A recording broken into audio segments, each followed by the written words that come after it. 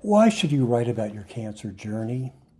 Well, cancer changes everything: your body, your mind, your relationships, your outlook. You may be asking yourself, now what? For many survivors, the answer comes in an unexpected but powerful form: writing. Whether you're scribbling in a private journal or blogging about your experiences or thinking about publishing a book, writing about cancer can be one of the most healing, empowering things you do. Here's why many people feel called to tell their stories. Number one, to make sense of it all. Cancer is overwhelming. Writing helps you process the whirlwind, the doctor visits, the treatments, the test results, the side effects, the emotions, your relationships with others and with yourself. Writing helps you bring order to this chaos. It lets you untangle your thoughts and find meaning in what happened. Second, to help others feel less alone. When you share your story, you give someone else a gift: the reassurance that they're not alone. Your words might not be the exact thing another patient or caregiver needs to hear. When you share your story, you give someone else a gift. When you share your story, you give someone else a gift: the reassurance that they're not alone. Your words might not be the exact thing another patient or caregiver needs to hear. Your words might be the exact thing another patient or caregiver needs to hear. You might be offering hope, guidance, or just a sense of shared humanity. Number three, to leave a legacy. Writing ensures your voice is heard, not just today, but in the future. For some, this means preserving memories and wisdom for loved ones. For others, it's about making a meaningful impact beyond themselves. Your story can outlive your illness and even you. 4, to raise awareness and advocate. Personal stories are powerful tools for change. They put a human face on medical statistics and bring attention to what needs fixing: delayed diagnoses, lack of access, emotional tolls. Your experience can fuel better understanding, better systems, and better care. I've written about how my doctor told me about the diagnosis the first time. After she said the word, "You have cancer," I didn't hear another word she said. I was playing games in my own mind. How much time do I have lived? Can I beat the odds? What does this mean? I had a million questions. I didn't hear a word she said. That has to change. And I've written about how I would have liked her to have told me about my diagnosis initially.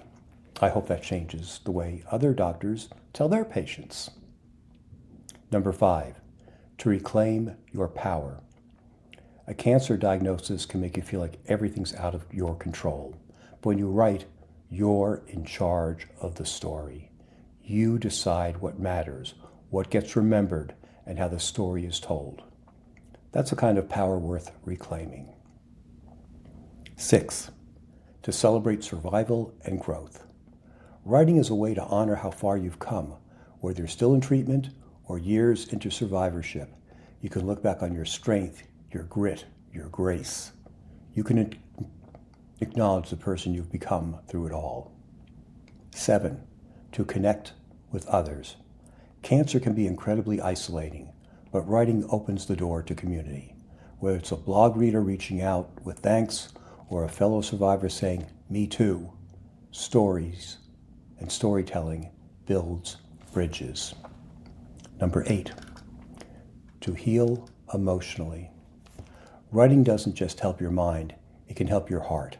Studies show that expressive writing reduces anxiety, depression, and trauma symptoms. When you give your pain a place on the page, you create room for healing in your life. 9, to inspire and uplift. Your story might just be the encouragement someone else needs. By showing what's possible, even in the face of fear, pain, or uncertainty, you can help others see their own strength and resilience. Number 10, to reflect on your journey. Sometimes we don't realize how much we've changed until we see it written down.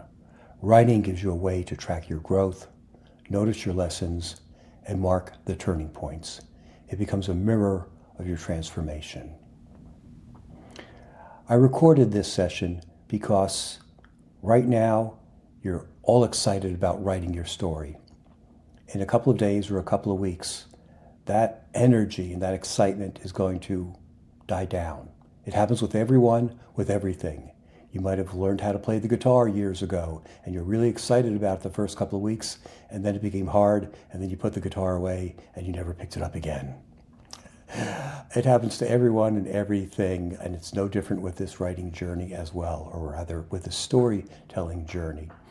Because writing may be what you do, or you might decide to record, like I'm recording. That's good too.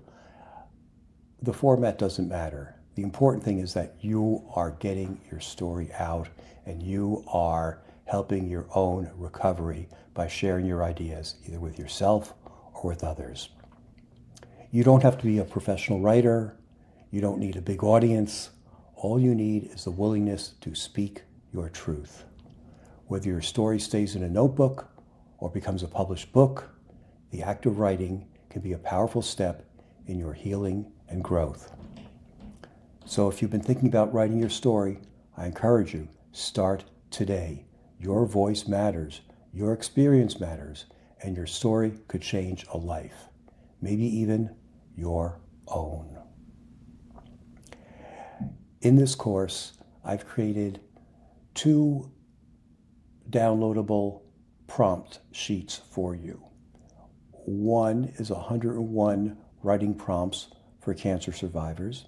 The other is 101 writing prompts about your life. So you have 202 ideas to help you get started. Please look at the sheets today. Just look at them. I don't want you to write anything just yet. We'll talk about that in the next session. But just look at them to get ideas about what can inspire you, because there's so much you can tell the world. Thank you.